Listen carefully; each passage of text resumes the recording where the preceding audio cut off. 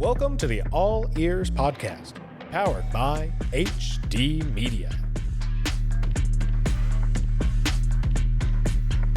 All right, everyone, welcome to the newest edition of the All Eers podcast, a West Virginia University sports-based podcast here at HD Media and the Charleston Gazette-Mail. I'm your host, Taylor Kennedy. Thank you all for joining us. However you may be listening to us, you can find us on Spotify, Apple Podcasts, and YouTube as well. The links for those are in the description, along with all of our social media channels, including our All Eers Facebook page. So be sure to go follow that, subscribe to that. You can go on our website, wvgazettemail.com, for all of my WVU sports content from now until just whenever I decide to leave, which will probably be a while. So you're stuck with me for the long haul. But anyway, we've been talking a lot about Mountaineer football on the gridiron side of things. Let's go to the pitch and let's talk a different form of football. The WVU women's soccer team last week was tabbed the number 3 team in the preseason poll, according to the Big 12 Conference. And veteran coach Nikki Izzo-Brown has a reloaded squad looking to avenge last season and hopefully make a further push this season. And we are pleased to be joined by one of her staff members and associate head coach, Lisa Stoia. Lisa, welcome to the program.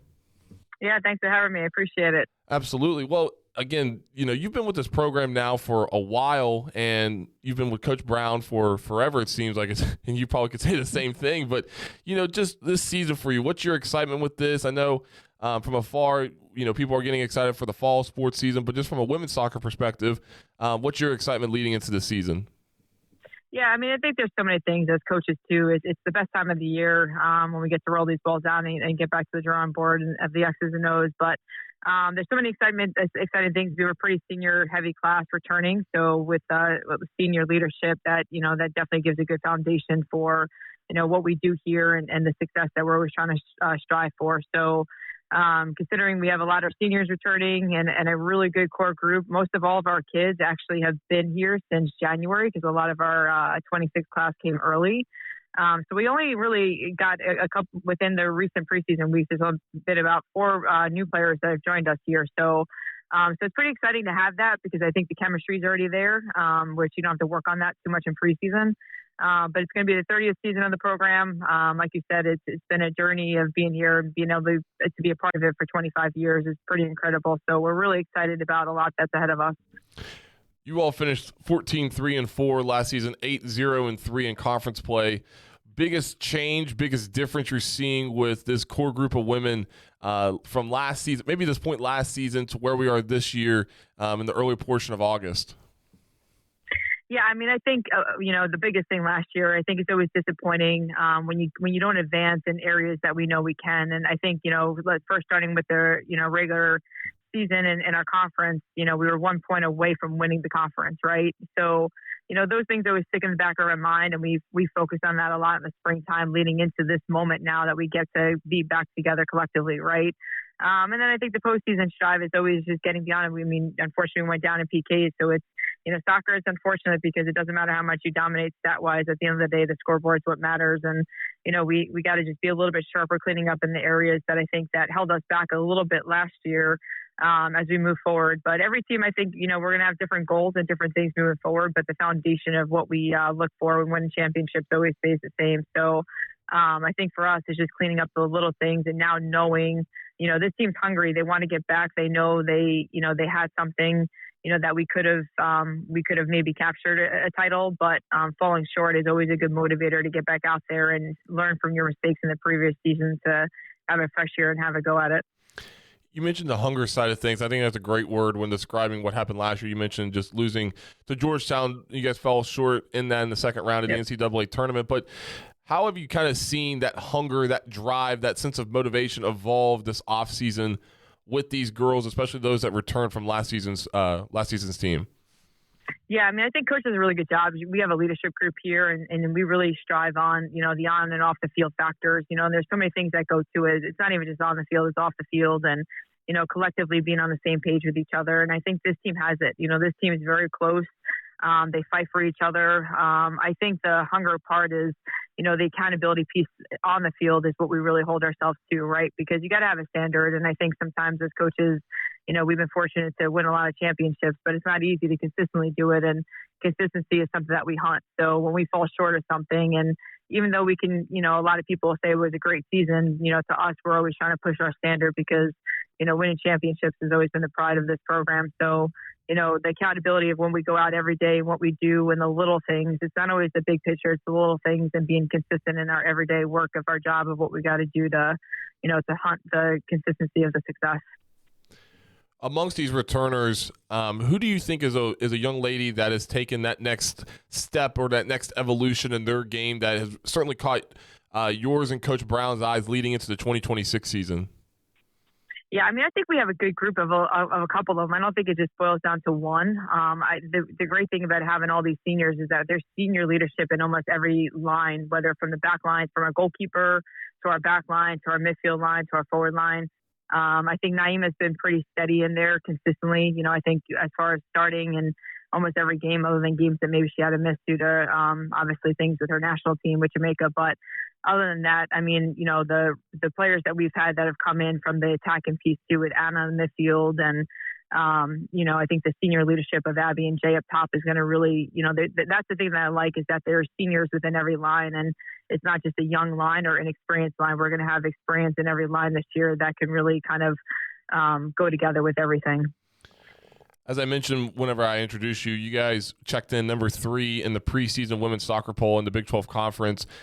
When you guys have high expectations, not only internally, but also you have people on the outside saying, this is a team that could compete for a Big 12 title and is arguably a top 3 team in the conference. How do you guys go about wagering the expectations while also trying to deal with the fact that this is a 30-year anniversary and just tradition of this program? How do you go about leveling that and just balancing those expectations while also just trying to make this another historic season for this women's soccer program?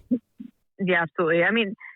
Competition is the best motivation out there for you, whether it's in your position, whether it's your opponent, and obviously not, preseason polls are preseason polls and put in place for different things, but it's also a good indicator of motivation that, we're always striving to get to the top. And obviously if we're not starting there, we have to have the pillars that are going to climb the ladder to get there. But with that, comes in the everyday work of what we put in the grind, right? And I think the part of being an alumni of this program, playing for Nikki, the 30 years, it's an incredible year. We have a lot of things lined up for our alumni too this year, which is going to be awesome. But there's pride that goes into everything. I think when, Nikki's been the only head coach of this program and she's built it from nothing into this powerhouse, I think the standard and the foundation has been laid out. So, who you play for, the founding mothers who started this program, to the players that have come in since, and, many more coming through the future. I think the biggest thing is this is a family program and we do everything together. It doesn't just fall on one person's shoulders. Everything we do here is a true family program that, tries to win and do our best at everything we do and, that's in our hands and what we can control. So, as far as coaches, I think the preparation to get our team, we don't get caught in too many outside factors. We focus within our own family and the things that we have to take care of. But the outside factors are good motivators. But I think we've done a pretty good job of, keeping ourselves steady of what it takes to win on a consistent basis, one day at a time. And some days you got to win just the day that you're facing in the moment, whether it's a practice session or, the preparation. Sometimes, those are the biggest important moments that we can, all get on the same page with. So there's a lot of things that go into a successful season, and we're going to do everything in our control to help, this team move forward, continue the tradition of success. 30th anniversary of this women's soccer program at West Virginia University, and you mentioned how you've been around for 2 decades worth. What's this mean? Very long time. Yeah. What's this mean for you in the grand scheme of things, just being able to continue to represent your alma mater and just a school that you have so much immense pride in? You played for Nikki, as you mentioned. So what does this mean for you in the grand scheme of things now that the fact that this program has reached the 30th year of playing? Yeah, I'm incredibly lucky because I've been able to be a part of the, the building years of this program before Dick Glass was built, right? And then obviously we dreams were got built. So every day you just take pride in, the things that the people that were before you, and then obviously what we were able to do in our playing years. So then also now being on the other side of it and help mentoring this young generation coming through is pretty incredible. So like I said, we got a lot of fun things lined up for alumni. The alumni are, as we all know, Mountaineer fans are the best in the country. So I think having the alumni support and rallying through a special year, special season, it's been incredible. I can't even, there's just, years of memories and, things that have come through here. First of being a part of a lot of the programs and, just being a part of every day that, you can still continue to contribute to the success of your alma mater is pretty incredible. And, it's an unbelievable special place here. And obviously your heart and passion is in everything that you do here. So, being able to give back to a program that gave me something is just pretty incredible for me every single day. And getting to work with my mentor, Nikki's been one of the best at it. She's one of the best in the game. And, that's also pretty awesome to have that for 25 years. What's the biggest takeaway that you've had working alongside Coach Brown? She's a little fire plug. She's tough. Nikki's the best. I mean, everything she does, she is just self-motivated. I think for my playing years, I had never played for a more motivating coach, and I've been coached by a lot of good coaches. But Nikki was the reason why I came here. She's the reason why I got into college coaching, because that leadership that she stems at the top. I mean, she hits every quality possible, I think, of what you would describe as a leader. Her passion for the sport, her passion for player development, and just her energy. I don't think for as long as she's been doing this, I don't think there's too many head coaches that have the same energy and passion she has since I've known Nikki from day one. It's just never ending, and I think you have to have that. So again, to work alongside, I mean, every day I'm learning from her, and I think she's such an unbelievable resource in so many things. So she's definitely, contributed a lot to my success, and it's been obviously a joy to be able to work with your mentor and obviously your former coach. We're talking with WVU Women's Soccer Senior Associate Head Coach Lisa Stoia. And, Coach, let's talk about the three players going back to the preseason talk from a Big 12 perspective. The West Virginia Women's Soccer Program had three players listed to the preseason All Big 12 team with Anna, Bailey, and Naima. So just kind of talk about those three and their contributions and how much of a focal point they'll be for this season and the success along the way with that. Oh, absolutely. I mean, all three of these ladies being seniors and everything that they've done and stuff and the experience that they have. I think, when you have experience like they do, they're only going to generate more leadership within the team. And they know, what it takes to win. They know the hardships that come with losses, and that experience they're going to be able to now give to those around them. So, starting with Bailey, I think is just incredible. She obviously had an incredible year, and the year ahead of her is just going to be so super exciting for her and her development. She kept us in a lot of games last year, made some big time plays that obviously allowed us to be successful. So, getting their job done and being a part of obviously their ownership though too as well on the same side. So, and then obviously signing up to Naima, like I said, she's probably been the backbone to that back line and the leadership. I mean, that is defense will win you championships. And I think between the core of those two and the organization that they can have amongst their teammates around them is going to be something pretty incredible. So, and then obviously sliding into Anna, she hit the ground running when she came in. She was a transfer that came in here, and she kind of obviously took her experience there and came here and brought such a different kind of energy into the midfield. So I think between these three players that got acknowledged, for definitely the right credit, it's pretty incredible to have them right now to be a part of this core, because they definitely know both sides of winning and losing. And that's something that the team can really rely on with their experience being out there.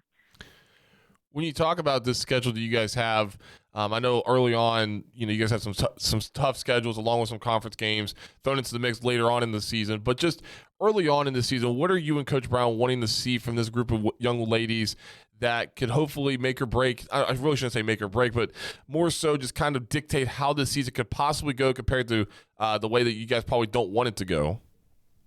Yeah, and I think that's what, it's such an interesting thing because, there's a lot that goes into the sport. But we're always in a couple of weeks you can kind of ask us, because I think the goal for us is, we're always going to be playing our best soccer by the end of the season, right? So these early phases, sometimes you want breakdowns to happen. You want to see exposure, because that's where us coaches could get to the drawing board, look at film, and just kind of say, okay, these are the areas we got to clean up now to have this success, or, this might be something that we didn't think we were going to be dealing with this season. So now we got to make adjustments.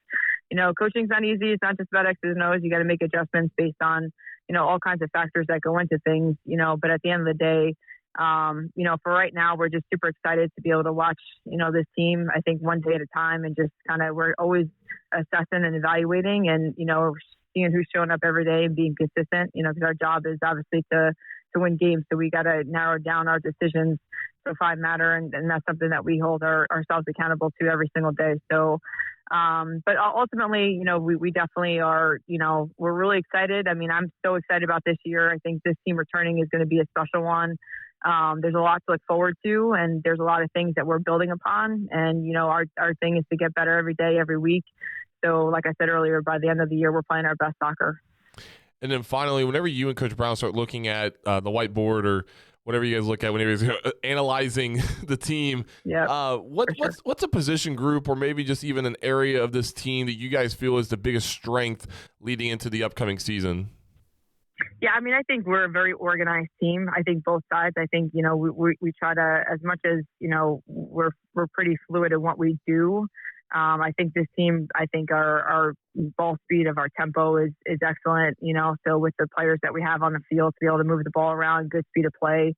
I think defensively we're a super organized team, and I think that's something that we've always focused on here. And I think when you're organized on both sides of the ball, it's very hard to break us down, right? So, and then I think just eliminating set pieces. I think those are big things, as we all know in soccer. If anybody's watched, soccer in the World Cup, I mean, sometimes soccer boils down to just little things, right? So, but there's definitely, I think, both sides of the ball, there's a lot of, fun and exciting things to watch. And if anybody hasn't been out there, I suggest you get out there because it's definitely going to be a fun team this year to watch, I think, all over the field. Absolutely. Well, Coach Stoia, we appreciate your time. Thank you. Good luck to you guys as you guys start the upcoming season. Congratulations on the 30th year anniversary, and looking forward to all the festivities and recognition you guys will be doing along the way. So good luck this season and looking forward to it. Absolutely. Thanks for having me, you guys. Go Mountaineers. Absolutely. There she is, Senior Associate Women's Soccer Head Coach Lisa Stoia. Break to take here. When we come back, we're going to be joined by former Charleston Gazette-Mail sports editor and WVU beat writer Mitch Vingle as we continue our discussion leading into the September 5th contest against Coastal Carolina on the WVU football side on the gridiron. And we're going to continue talking about the upcoming season moving forward. Break to take. We're back after this. HD Media Game Day is your streaming home for the best in live high school sports across West Virginia. Featuring football, basketball, soccer, and more, HD Media Game Day brings the action to you for free, exclusively on our YouTube channel and at hdmediagameday.com. When you can't make it to the game, HD Media Game Day has you covered. Oh, good gravy. The kind made from real premium sausage. The kind that's smothered over deliciousness. The kind you can only get at Tudor's Biscuit World.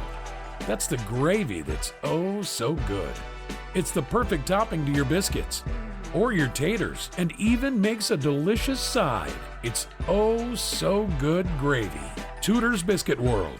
We're dripping with oh good gravy. Final segment here of the All Eers podcast, a WVU sports-based podcast here at HD Media and the Charleston Gazette-Mail. In our last segment, we were joined by WVU Associate Senior Head Coach on the women's soccer side, Lisa Stoia, and a lot of good information about the upcoming women's soccer season for the Mountaineers as they checked in number 3 in the Big 12 Conference preseason poll. And let's switch it up a little bit. Let's go from the football pitch, as they say, and let's go to the football gridiron as we continue along our discussion with former Charleston Gazette-Mail sports editor. I'm going to restart that. That fucking sucked. Hold on. Sorry, Mitch. Here we go. 3, 2, and 1. Final segment here of the All Eers podcast. Special thanks to Associate Senior Head Coach on the women's soccer side, Lisa Stoia, for joining us as she's entering yet another season alongside head coach Nikki Izzo Brown as the women's soccer team checked in number 3 in the preseason Big 12 Conference poll. So good luck to the women's soccer team. If you haven't already, pause where we're at, go back, listen to that conversation with Coach Stoia about the upcoming women's soccer season. But with that being said, let's switch it up a little bit. Let's go from the football pitch and let's go to the football gridiron as Mitch Vingle and I continue along our preseason discussion about West Virginia University football on the gridiron side of things. And let's welcome back in Mitch. And Mitch, another week, another topic of conversation for the two of us.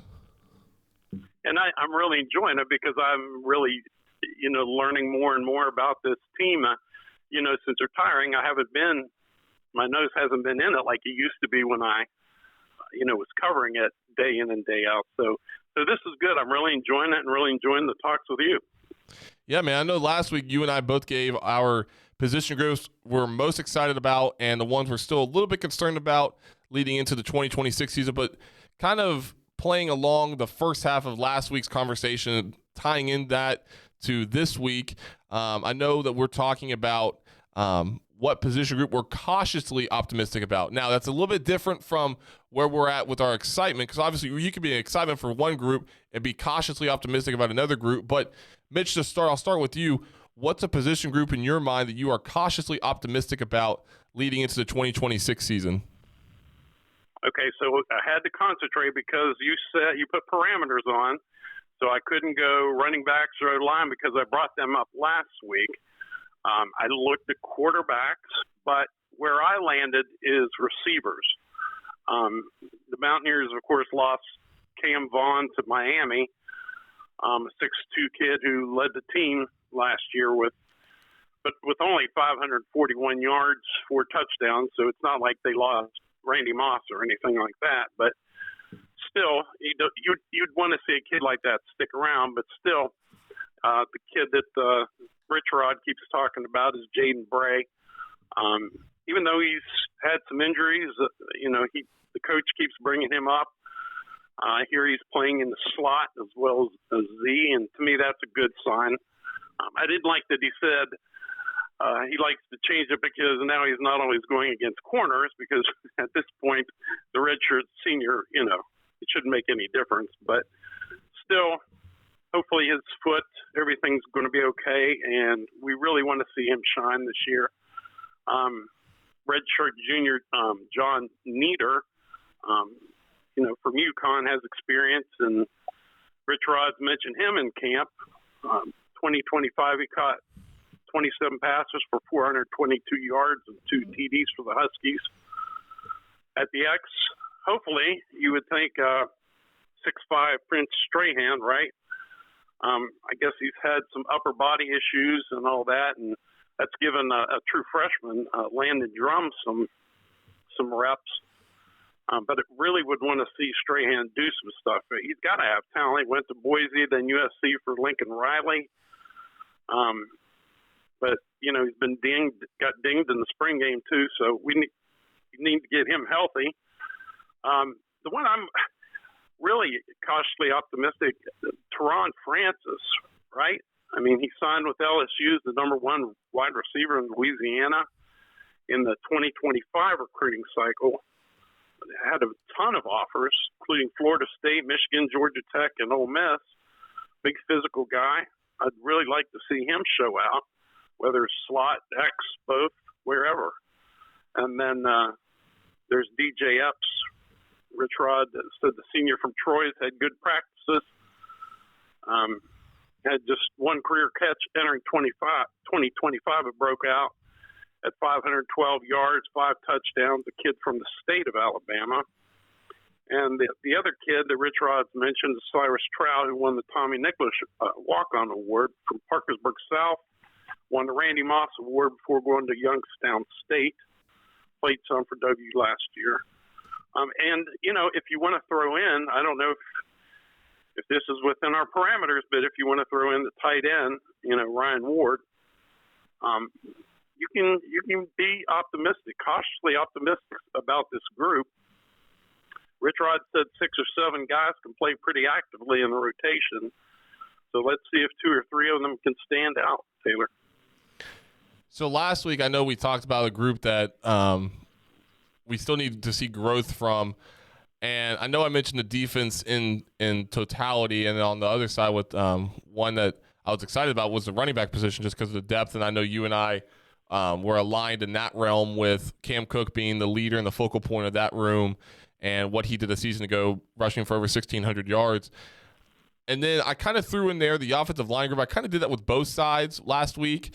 But I'm going to go with the offensive line group this week, Mitch. And the reason why is when I was mentioning it last week, I had some notes about that group, but I hadn't done a full-on deep dive as to where this offensive line group stacks this season compared to a season ago. So for those that are number heavy, stat heavy, whatever it may be, buckle up, okay?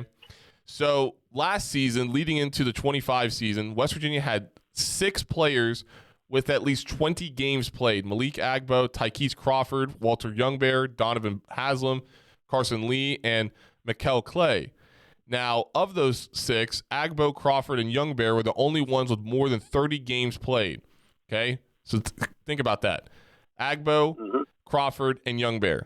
Only one of those is back this season, and that's Malik Agbo. Now, entering the 2026 season, the Mountaineers have 7 players over that 20-game mark, including 3 yet again over 30 games, with Agbo being one of those. Now, you're thinking, okay, who are the other 2 guys that have over 30 games played at the collegiate level? I'm glad you asked. Wes King, who is a Wyoming transfer, and Cam Griffin, who is a Jacksonville State transfer. He's one of 2 Jacksonville State transfers on this year's roster that transferred at the offensive line position, with Amari Grayson being the other one who actually played in 26 games. Now, here's the thing. If you take, so there were 6 total transfers, 7, we'll get to that in a second. There were 7 total transfers that transferred into the program this offseason. And of those 7, 4 of them have over 1,000 snaps in their collegiate career. King, Griffin, Grayson, and the other one being Connecticut transfer Carson Cassidy, who played in 21 career games and 1,100 snaps. Okay? Of those 7, King and Grayson are the lone 2 that have seen over 1,700 career snaps.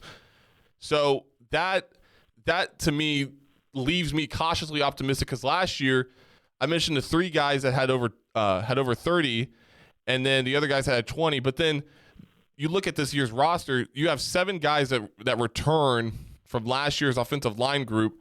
However, outside of Agbo, Nick Cray and Landon Livingston are the only 2 other guys with over 20 games played as a Mountaineer, or even just in general in their collegiate football career. So you have 7 returners, you have 7 transfers, and now here's the other kicker.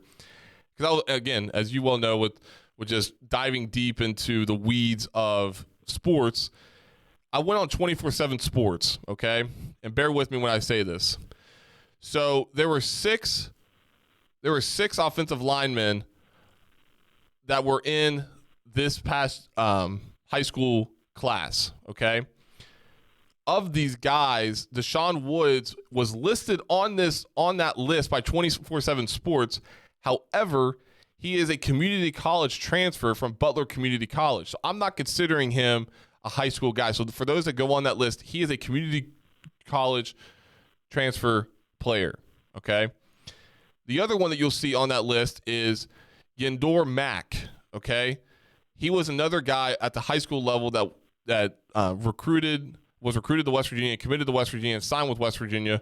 He is now on the defensive line for the Mountaineers, according to the Mountaineer website, okay? So if you take the 6 guys that I mentioned, that's not Deshaun Woods or Mack, which would have made 8 total, because Woods is a transfer, as I said, and Mack is now on the defensive line. You still have one of the highest-rated offensive line groups in the Big 12. And a large part of that is because you bring in Kevin Brown, who we've talked about a little bit on this podcast, a Harrisburg, Pennsylvania native. He was a 4-star product coming out of high school, 5th overall in the state of Pennsylvania in the class of 2026. And he originally was committed to Penn State before James Franklin was fired, and is now at Virginia Tech. And he obviously, as everybody knows, if they follow the Mountaineers, committed to West Virginia on the Pat McAfee show by infamously burning a couch.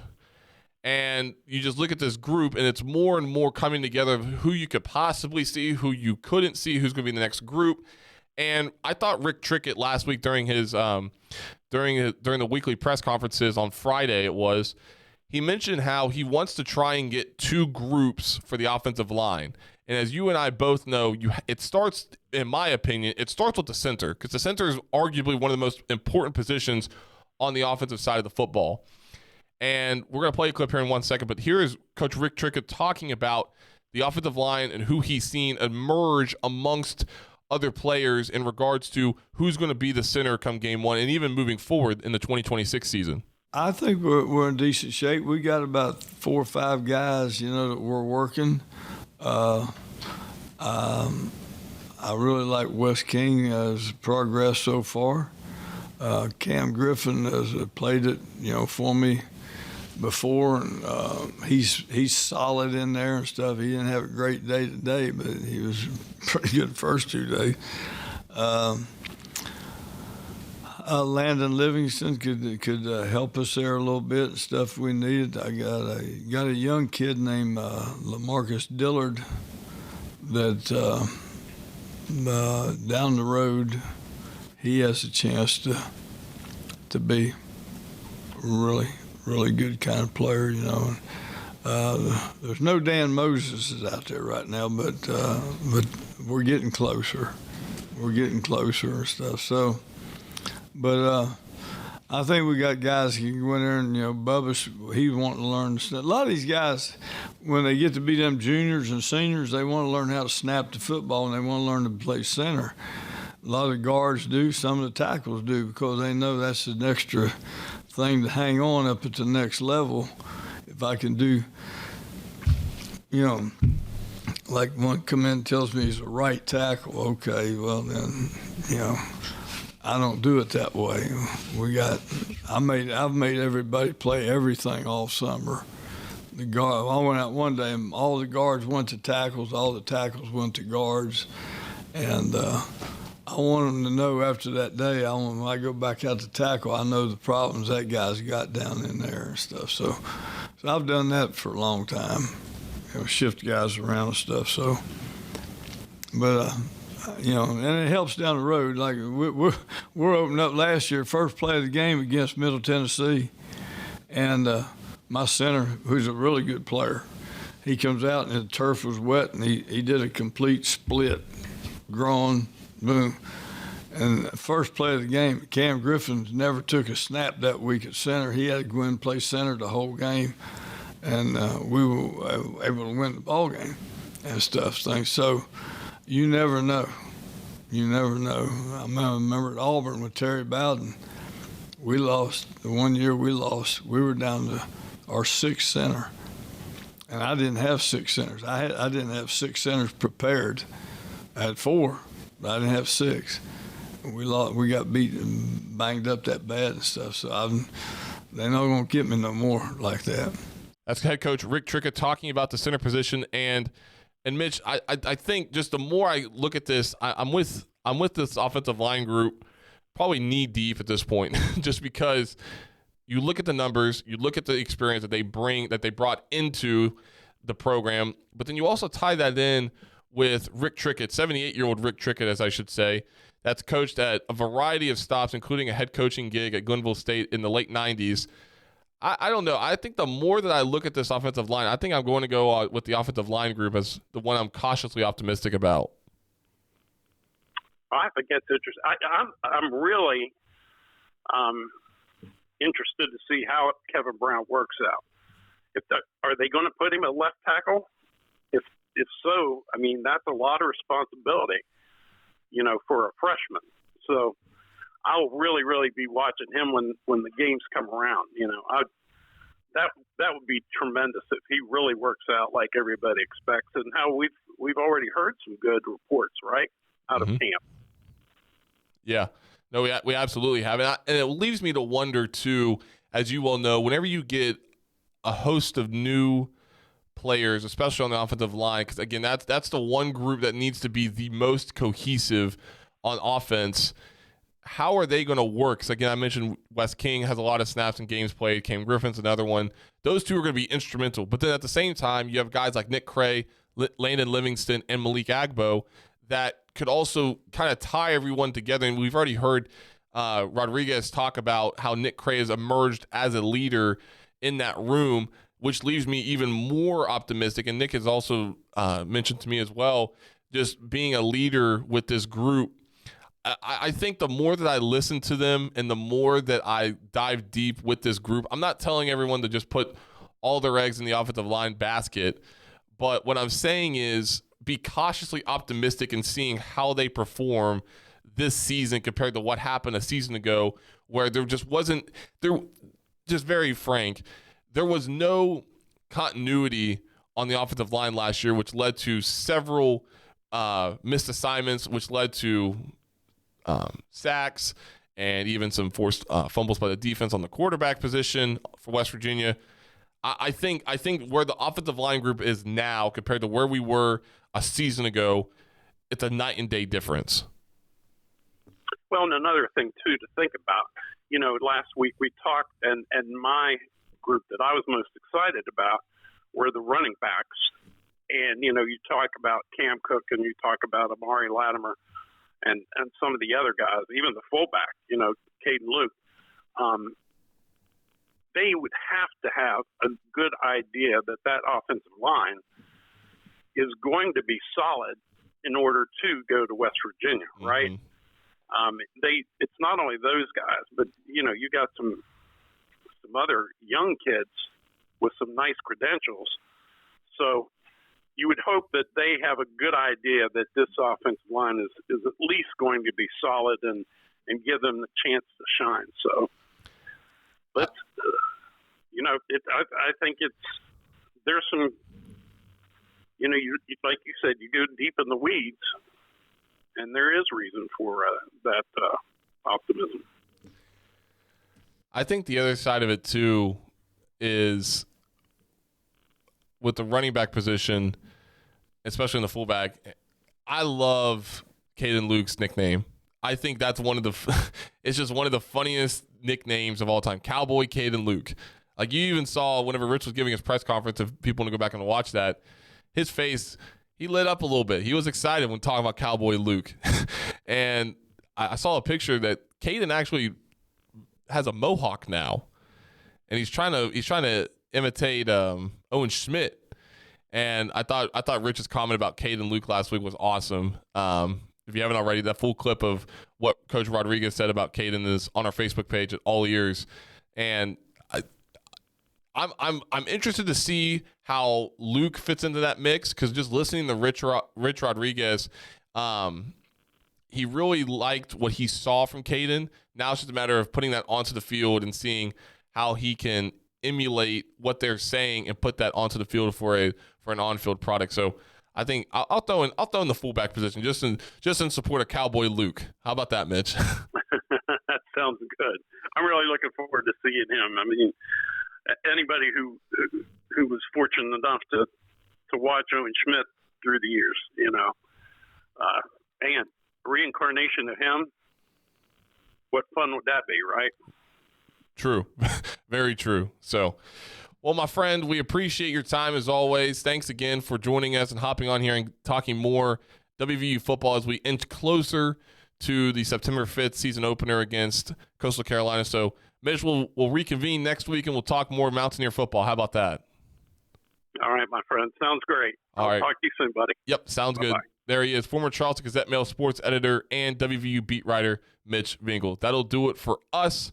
Special thanks again to WVU women's soccer coach Lisa Stoia, who's entering another season with head coach Nikki Izzo-Brown. And as you just heard, the great voice of former Charleston Gazette-Mail sports editor and WVU beat writer Mitch Vingle. That'll do it for me, your host Taylor Kennedy. Again, you can follow us on any of our social media platforms, including on our brand new Facebook page. I keep saying brand new. I need to stop saying that. But nonetheless, go follow us on our Facebook page, All Eers.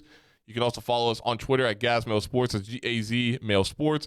And you can find us wherever you get your podcasts, including Spotify, Apple Podcasts, and YouTube as well.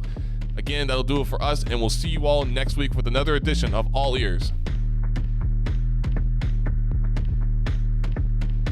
You have been listening to the All Eers podcast, powered by HD Media.